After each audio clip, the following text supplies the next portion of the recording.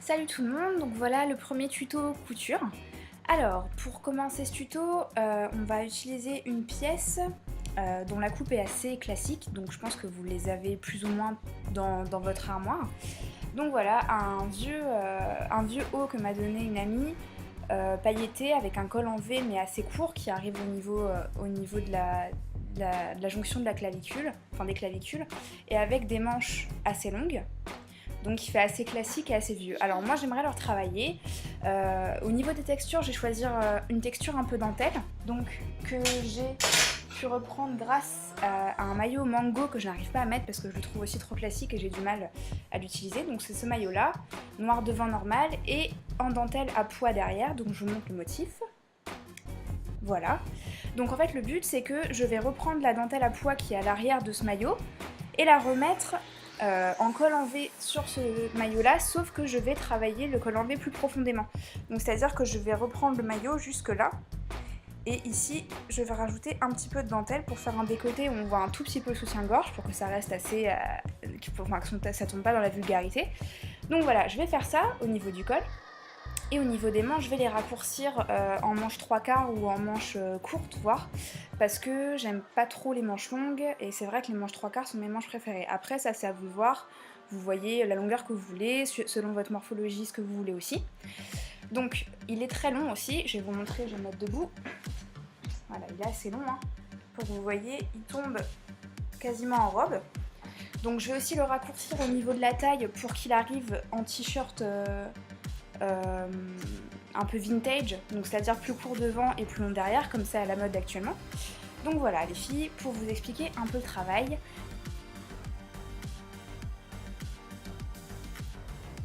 Donc la première étape, ça va être de couper les manches. Donc vous choisissez la longueur que vous voulez, vous essayez le t-shirt, vous marquez avec une petite aiguille. Moi je sais à vision, à vue à quel point je veux couper la manche. Donc première étape, on coupe.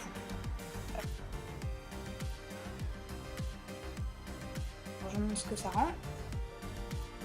Voilà, donc pour l'instant il n'y a pas de point de couture, il n'y a rien. Donc pour être sûr que le travail va être bien symétrique, une astuce que je vous propose, c'est de plier votre t-shirt. Voilà, là vous pouvez voir que du coup les manches se superposent. Vous le mettez à plat et vous suivez le point de coupe que vous avez fait, comme ça vous êtes sûr que votre t-shirt est symétrique.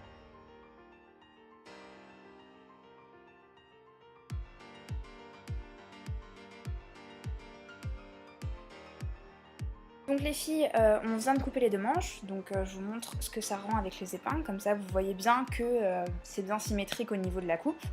Donc maintenant on va passer à la couture. Avant que vous commenciez la couture de vos manches, moi j'ai de la chance d'avoir un tissu qui ne s'effiloche pas du tout. Par contre, si l'une d'entre vous fait avec un tissu qui s'effiloche, c'est-à-dire style soie un peu brillant dans ces matières-là, je vous conseille de faire un point avant de travailler votre manche, qui est celui-là. Donc sur le bord, je vous montre de près, voilà. Comme ça va vous permettre de finir le tissu, qu'il ne s'effiloche pas, et que les points que vous allez faire pour finir votre manche ne servent pas à rien et que le tissu ne passe pas à travers. Donc voilà, je vous conseille de faire ça avant de faire vos manches. Alors moi j'utilise des points assez serrés pour que ce soit bien, pour que ce soit propre.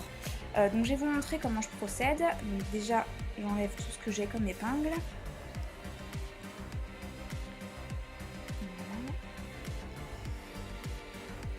Voilà. Alors, déjà vous allez retourner votre vêtement, comme ça vous êtes sûr que vos points vont être bien propres. Hop, on retourne le vêtement. Donc une fois que le vêtement est retourné, vous allez retourner le tissu vers vous pour que la couture soit bien faite et que vous n'ayez pas les points à l'extérieur. Voilà. Donc, le but c'est que vous mettiez votre vêtement sur une surface plane. Donc, vous le tendez comme ça. Donc là vous pouvez voir un petit rebord. Voilà. Donc vous allez y placer des épingles.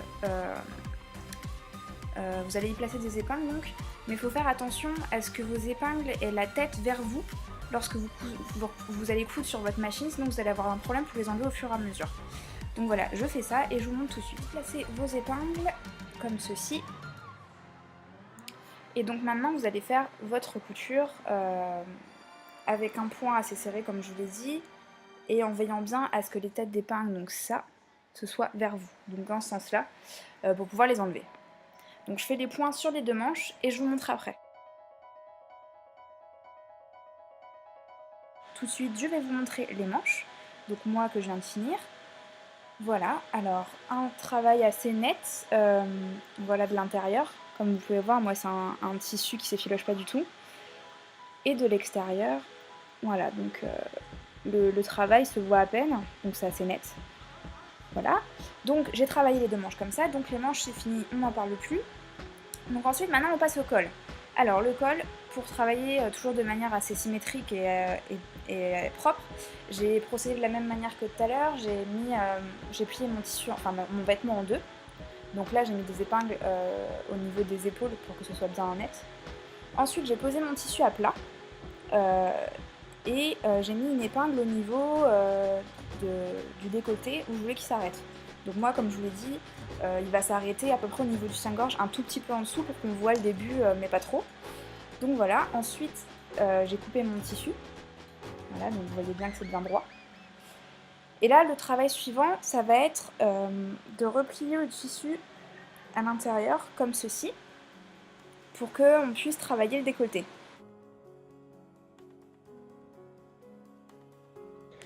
Alors voilà le col avec les épingles, donc je vous montre, hop. Donc là c'est la vision de l'intérieur, hein, donc vous voyez bien que j'ai retravaillé en redéplaçant le col, enfin ce que j'avais coupé à l'intérieur. Donc toujours travailler bien à plat, là je vous montre comme ça, mais quand vous mettez vos épingles, travaillez à plat pour que le travail soit bien net et bien propre.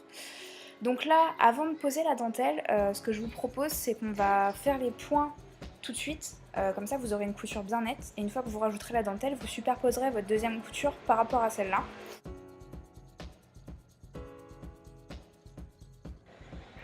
Donc voilà le rendu du col, une fois fini. Donc hop, ça rend ça. Donc là, une fois que j'ai fini le col, à l'intérieur j'ai coupé le surplus de tissu pour pas que ça se voit parce que moi personnellement mon tissu est un peu transparent et c'est pas très propre, donc je l'ai coupé, voilà, comme vous pouvez le voir. Ensuite, le deuxième travail pour le col, ça va être de poser la dentelle. Donc la dentelle ou autre, hein, ça dépend du tissu que vous avez choisi. Donc moi, les deux épingles que vous voyez, j'ai mis le maillot sur moi et j'ai porté les épingles à l'endroit où je voulais que la dentelle arrive. Donc comme vous pouvez le voir, je vais avoir un col qui va être un peu de travers. Moi j'aime pas, j'ai un problème avec les cols droits, je déteste ça. Donc là en fait mon bout de dentelle va faire comme ça. Donc ce qui va dire que mon col va faire comme ça. Et là on va voir un tout petit peu ma peau à travers la dentelle. Donc voilà.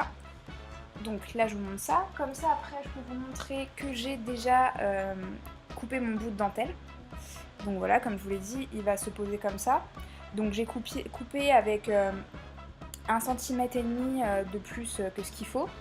Et j'ai fait le point que je vous disais tout à l'heure. Donc là, sur un tissu comme ça, c'est pas beau du tout. Vraiment pas beau, mais bon, on s'en moque un peu parce que ça va être à l'intérieur. Et vous voyez les petits fils là qui dépassent, c'est ça qu'on veut éviter. Parce que si j'avais pas cousu, les fils en tirant dessus, ça enlevait tout le tissu. Donc là, ça va plus le faire. Donc voilà, maintenant le travail ça va être de poser la dentelle sur le débardeur. Donc je le fais et je vous montre et après on passera à la couture. Alors je viens de poser la dentelle sur mon débardeur, donc là c'est une vue de l'intérieur, donc j'ai retourné le vêtement. Donc voilà, donc ce que je vous conseille et ce que je viens de faire pour que le tissu à l'intérieur du col tombe vraiment bien, c'est de mettre le vêtement à l'envers. Parce qu'en fait quand le vêtement tombe sur votre peau il va avoir tendance à s'étendre, à bouger sur votre corps, ce qui fait que si vous cousez la dentelle trop serrée, ça va avoir tendance à ramener votre tissu comme ça et ça va pas être joli. Donc posez les épingles sur vous, comme ça vous êtes sûr que ça tombe bien une fois porté. Donc voilà, comme vous pouvez le voir, moi c'est pas tendu, hein, mais une fois porté ça le sera. Donc voilà, je fais les points et je vous montre aussi après ce que ça rend.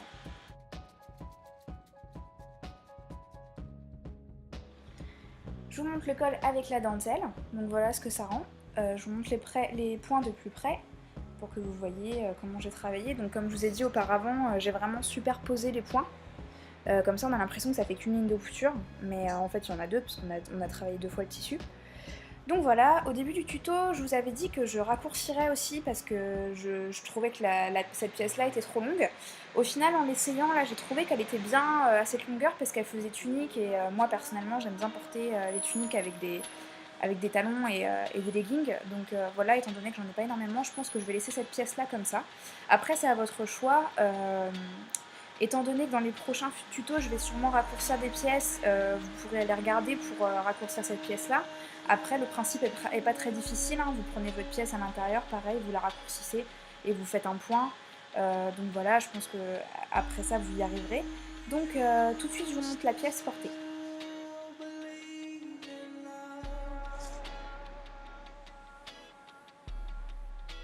Alors notre première pièce est finie, voilà, avec un travail assez simple aujourd'hui. J'espère que les méthodes qu'on a vues, vous pourrez les réappliquer sur d'autres pièces que vous voulez retravailler. Et j'espère que cette pièce vous plaît aussi, que vous avez pu vous créer un beau maillot, une belle tunique. Donc voilà, je suis contente d'avoir fini ce premier tuto. J'attends vos commentaires et vos remarques différentes, bonnes, mauvaises, hein. Je suis là aussi pour changer mes façons de faire. Donc si jamais vous avez des remarques aussi sur la façon de filmer, sur la façon d'expliquer, je prends tout de suite parce que c'est vrai que je m'en rends pas compte comment c'est de votre point de vue. Donc voilà, j'espère vraiment que ça vous a plu, que vous avez pu faire une pièce qui vous plaît et économiser un petit budget aussi, hein, parce que c'est le but en premier. Et voilà, j'espère que votre pièce est bien à vous et qu'elle vous correspond. Voilà, j'ai hâte de faire le prochain tuto. Bisous à tout le monde!